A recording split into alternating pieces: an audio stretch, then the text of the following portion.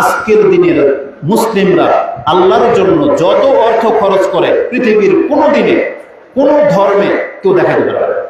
এটা হচ্ছে ইয়ৌমুন নাহার, যে লাখ কোটি টাকার পশু আল্লাহ সুবহানাহু ওয়া তাআলার জন্য মুসলিমরা কুরবানি করতে আজকে প্রস্তুত হয়ে গেছে। আল্লাহ যাদেরকে কুরবানি করার তৌফিক দিয়েছেন, আল্লাহ তুমি তাদের কুরবানিকে কবুল করো। আর যাদের এখনো তৌফিক হয়নি, আল্লাহ তাদের অন্তরটা কাঁদে, আল্লাহ তুমি তাদেরকে তৌফিক দান করো। আমিন ইয়া রাব্বাল আলামিন। যদি সহজ ভাষায় বলি, আজকের দিনের আপনার করণীয় কি? সেটা হচ্ছে মাত্র 3টা কাজ: ঈদের সালাত, এই খুতবা এবং গিয়ে আপনি কুরবানি করবেন। এটাই হচ্ছে মূলত ঈদের মূল কাজ।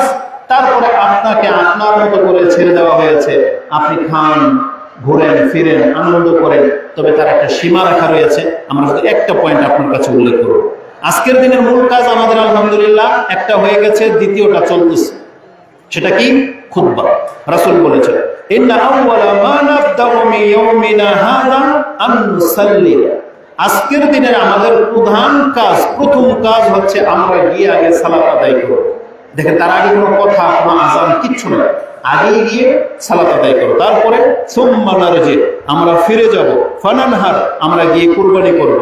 ফামান ফাআলা ফাকাদ আসাবা সুন্নাতানা, যারা এটা করলো তারা আমাদের সুন্নতের অনুকরণে কাজ করলো।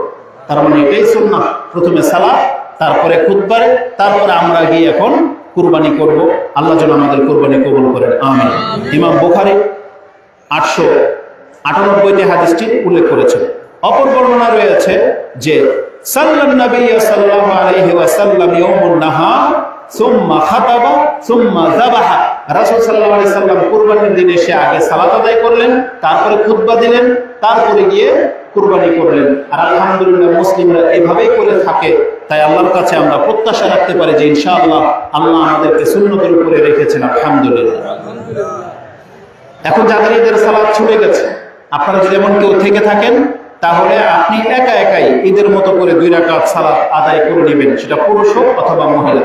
কেননা ইমাম বুখারী রাহিমাহুল্লাহ পর্ব করেছেন যে যার ঈদের সালাত ছুটে যাবে ফালিউসাল্লি, সেজন্য সালাত আদায় করে 2 রাকাত নামাজ। কেন? কাল রাসূলুল্লাহ সাল্লাল্লাহু আলাইহি ওয়াসাল্লাম হাযা ঈদুল আহলাল ইসলাম, এটাই হলো মুসলিমদের ঈদ। তার মানে এই 2 রাকাত সালাতটাই হচ্ছে ঈদ। তার মানে আজকে আলহামদুলিল্লাহ আমাদের ঈদ পূর্ণ হয়ে গেছে, আলহামদুলিল্লাহ। এই জন্য যারা সালাত ছুটে গেছে তারা নিজেরা 2 রাকাত সালাত করে নেবে। জবাহ করার পদ্ধতি সম্পর্কে শুধু একটা কথাই বলবো, আমরা মুসলিমরা হচ্ছে সবচেয়ে ভদ্র জাতি, সভ্য জাতি এবং সবচেয়ে দয়ালু আমাদের মধ্যে আছে। কারণ আমাদের নবী ছিলেন সবচেয়ে রহম দিলওয়ালা, আল্লাহ আমাদেরকেও সে রহম দিল দিয়েছেন। যদিও আমরা অনেক ক্ষেত্রে জুলুম করি, উগ্রতা দেখাই, কিন্তু আমাদের মতো ইনসাফ কোনো ধর্মে শিখাইতে পারে না।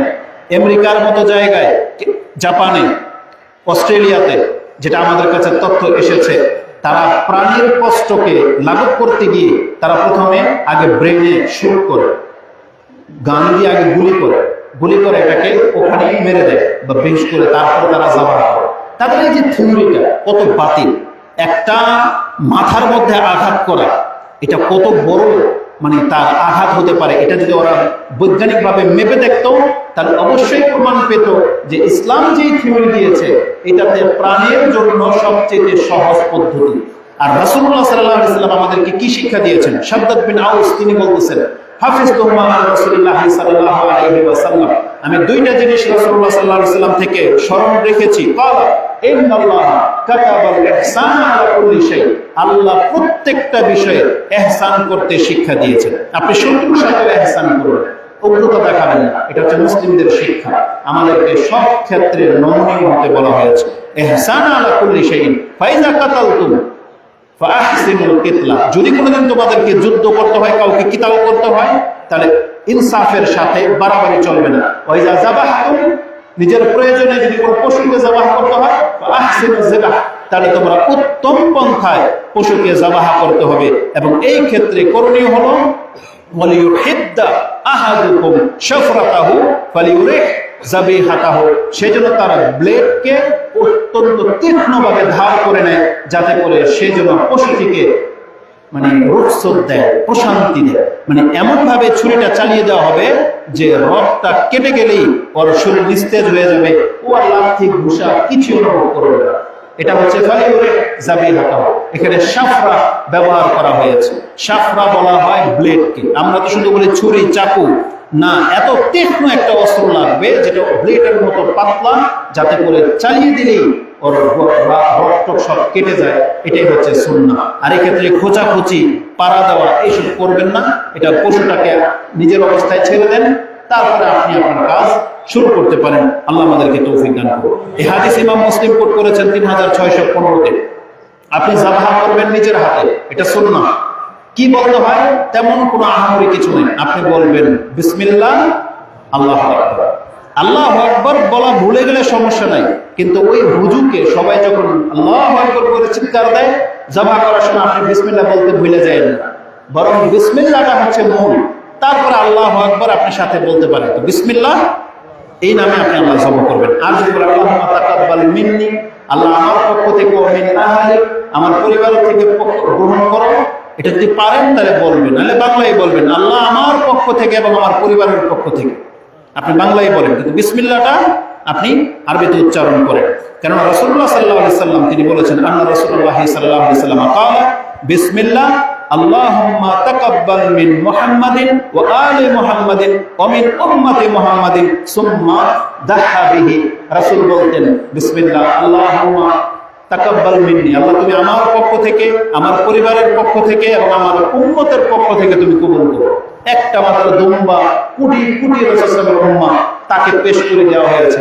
এই জন্য বলবো নিয়তটাকে প্রসার রাখেন। আপনি যত আপনার 14 বংশধরকে এটার মধ্যে শামিল করতে চান, তাদেরকে আপনি স্মরণ করে তাদের পক্ষ থেকে আল্লাহর কাছে পেশ করে দেন। আপনার কুরবানিতে বরকত হবে, ক্ষতি হবে না ইনশাআল্লাহ। পশু সবকিছুকে সাদাকা করে দেওয়াটাই হচ্ছে কুরবানির জন্য আসল মুখ্য। এটা কেন এই কথাটা বলা হয়েছে? আন্না আতাসাদ্দাকা বিজিলালিল বুদনি আল্লাতি নাহারতু ওয়া বিজুলুদিহা। রাসূল বলেছেন একটা পশু যেটা যাবাহ করা হবে, এর চামড়া, এর রশি, এর যাবতীয় যা কিছু আছে আপনাকে দান করে দিতে হবে, বিক্রি করা যাবে না। যেমন রশি আপনার কাজে লাগে না, আপনি বললেন 10 টাকা দিয়ে কাউকে বিক্রি করে দিলেন না, চলবে না। আপনি দান করে দেন অথবা নিজে বিক্রি করেন। চামড়ার ক্ষেত্রে একই হুকুম, আপনি হয় দান করে দেন, না হলে নিজে এটাকে দাবাগাত দিয়ে মানে শোধন করে নিজে ব্যবহার করেন, কিন্তু বিক্রি করতে পারবেন না। কিন্তু আমাদের সমাজে যে চামড়ার বেচা কিনা হয়, এটা হয় আপনার স্বার্থে। পঞ্চায়েত বা কোনো মাদ্রাসা বা কোনো মসজিদে যে জমা রাখা হয়, তাদের দায়িত্ব দিয়ে দিয়েছেন যে বিক্রি করে তারা সেই টাকাটা, আপনি দানই করে দিয়েছেন, সেই টাকাটা তারা কাজে লাগাবে। বিক্রির দায়িত্বটা তারা নেয় সাধারণত, কিন্তু আপনি বিক্রির দায়িত্ব নিয়ে নিন, যেটা রাসূলুল্লাহ সাল্লাল্লাহু আলাইহি ওয়াসাল্লাম নিষেধ করেছেন। দ্বিতীয় নিষেধ হচ্ছে যারা গোশতটাকে প্রস্তুত করে দিবে, তাকে আপনি এই নিয়ত রাখতে পারবেন না যে তাকে তো আমি হাফ কেজি বা 1 কেজি গোশত দেবই, তাহলে মজুরিটা 500 টাকা ধরে দিই, না, চলবে না। মজুরি হতে হবে ফুলফিল, মানে যা কন্ট্রাক্ট হবে তা 1000, 1500, 500, কত কন্ট্রাক্ট হয়েছে, মজুরিটা আপনাকে পুরা দিতে হবে। বলে দিতে হবে আমি কিন্তু মজুরির বিনিময়ে তুমি একটা পা চাইবা, আমি দেব না। তুমি তোমার মজুরি নিয়ে নাও, দেব না দেবে এটা আমার ব্যাপার, তোমার মন খারাপ করার কিছু নাই। তুমি গিয়ে বাইরে গিয়ে বদনাম ছড়াইবা, লোকটা কৃপণ, 1 টুকরা মাংসও দিল না, না, এটা চলবে না। আগে চুক্তি করে নেবেন, কারণ বেশ কিছু মানুষ এগুলো নিয়ে বদনাম ছড়ায় না। আপনি মজুরিটাকে তাদের পারিশ্রমিক টাকা দিয়ে দেন, তারপরে আপনি উত্তম আচরণ করেন, আপনার পক্ষ থেকে কিছু না কিছু তাকে খেতে দেন, কিন্তু এটা কন্টাকে বা নিয়তে থাকতে পারবে না। রাসূলুল্লাহ সাল্লাল্লাহু আলাইহি ওয়াসাল্লাম বলেছেন আমারহু আইয়াকুমা আলা বুদনিহি। আলী রাদিয়াল্লাহু তাআলা বলেন আমাকে আদেশ করা হয়েছে আমি যেন উটগুলোর পাশে দাঁড়াই, এবং বলা হয়েছে ওয়ালা ইউতিহা ফি জিজারাতিহা শাইআন, যারা কাটবে এই কসাইদেরকে এখান থেকে সামান্য কিছু দিতে রাসূলুল্লাহ সাল্লাল্লাহু আলাইহি ওয়াসাল্লাম নিষেধ করেছেন। অতএব আমাদেরকে এটা ফলো রাখতে হবে। চক্ষু লজ্জা, কে কি বলবে দেখা দেখির দরকার নাই, কারণ আমাদের গরুর ভাগ কসাই প্রাপ্য না, বরং আপনি দিবেন শুধু আত্মীয় স্বজনকে এবং ফকির মিসকিন গরিবদেরকে। তারা এটা হক রাখেন, তারা মজুরি নিয়ে চলে যাবে। এই হাদিসগুলো আমাদেরকে শিক্ষা দেওয়া হয়েছে। গোশত কি করবেন? বর্তমানে এটা অনেকের কাছে দ্বিধাদ্বন্দ্ব। আমি আমার ব্যক্তিগত একটা কথা বলি, আমাদের সমাজের একটা পয়সাওয়ালা ব্যক্তি ছিল, আমাদের রক্তের, আমাদের ভাই, তার ইনকাম আমি এটা কিছু বলবো না, কিন্তু সবচেয়ে বড় সেটাই তো তার একটা স্বভাব ছিল, সে গোশত রাখতো কম, কিন্তু তার যেটা পছন্দ অতটুকুই। ওটাও আমাদের নজরে খারাপ লেগেছে। তখন আসলে ইসলাম বুঝতাম না। আমরা বলতাম যে সে চুস্তের গোস্তটা বেশি ভালো, সে পুরাটাই ঘরে ঢুকিয়ে নিল। ওই কুরুলের মাংসটা ভালো, সিনার মাংসটা পুরোটাই ঢুকিয়ে নিল।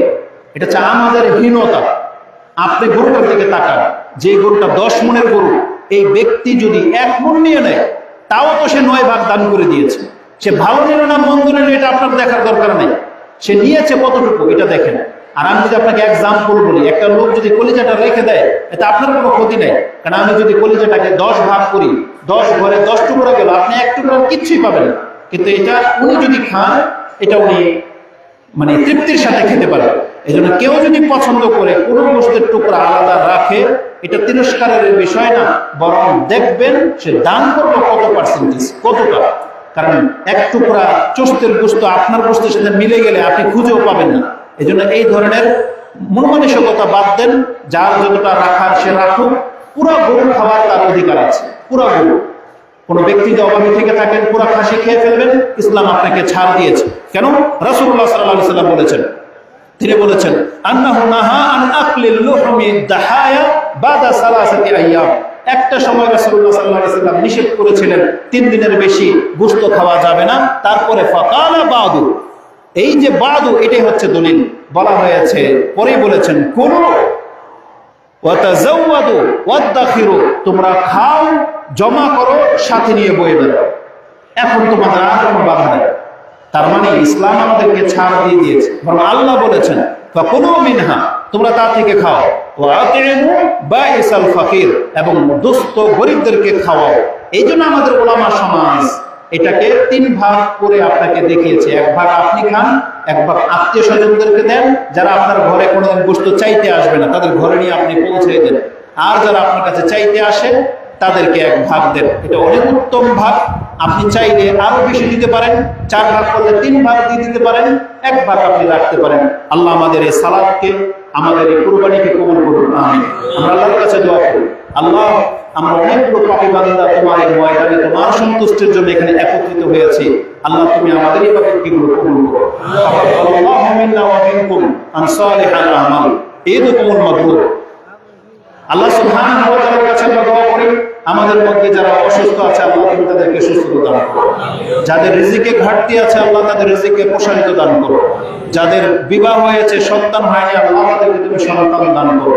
যাদের বিবাহ হয়েছে, সন্তান আছে, রিজিকের পেরেশানি আছে, আল্লাহ তাদের রিজিককে তুমি প্রশস্ততা দান করো। আমাদের যুবকদেরকে উত্তম এবং হালাল রিজিক সন্ধান করার তৌফিক দান করো। এদের জন্য উত্তম জীবন সঙ্গীর ব্যবস্থা করে দাও, এবং আমাদের সমাজটাকে আল্লাহ তুমি নেশা, ফাহেশা, নোংরামি থেকে আল্লাহ হেফাজত করো। আমাদেরকে কোরআন এবং সুন্নাহ বুঝে চলার তৌফিক দান করো। এই কবরস্থানবাসীদেরকে আল্লাহ, যারা মুসলিম রয়েছে আল্লাহ তাদের প্রত্যেককে তুমি ক্ষমা করো। যারা ক্ষমা পাওয়ার হক রাখে, যত বড় পাপী হোক, আল্লাহ আমরা তোমার কাছে ফরিয়াদ করি, আল্লাহ তুমি তাদেরকে মাফ করে দাও। তুমি আল্লাহ ওয়াদা করেছো যে তাওহীদবাদীরা যদি দোয়া করে আল্লাহ তুমি তাদের দোয়া কবুল করবে। আল্লাহ আমরা নিঃসন্দেহে এখানে যারা উপস্থিত হয়েছি আমরা এটা বিশ্বাস রাখি যে আল্লাহ আমরা তোমার সাথে শিরিক করি না।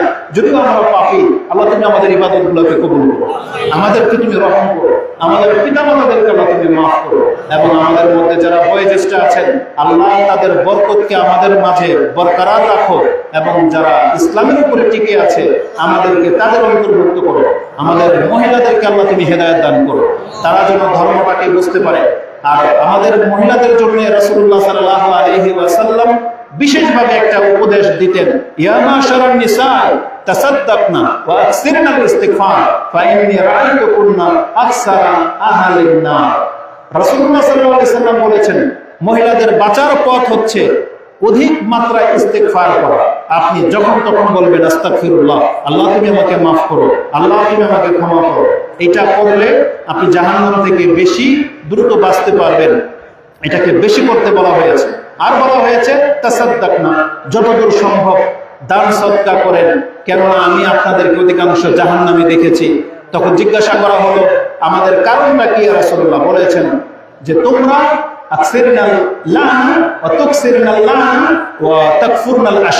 তোমরা তোমাদের স্বামীদের অকৃতজ্ঞ এবং তোমরা কথায় কথায় লানতান করো, নিজের সন্তানকে পর্যন্ত বৎসনা দেয়, রেগে গেলে।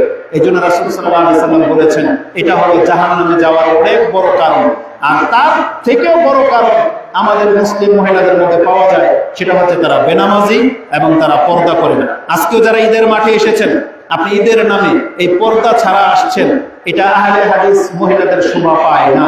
আপনি এটা জেনে নেন। আপনাদের পুরুষরা যারা আছেন, আপনি আপনার ঘরকে হয়তো বেগারত করে ফেলেছেন না, এটাই তার বাস্তব প্রমাণ। এতগুলো মানুষের সামনে সে এসেছে শুধু ওড়না পরে, এটা মোটেও মানে না।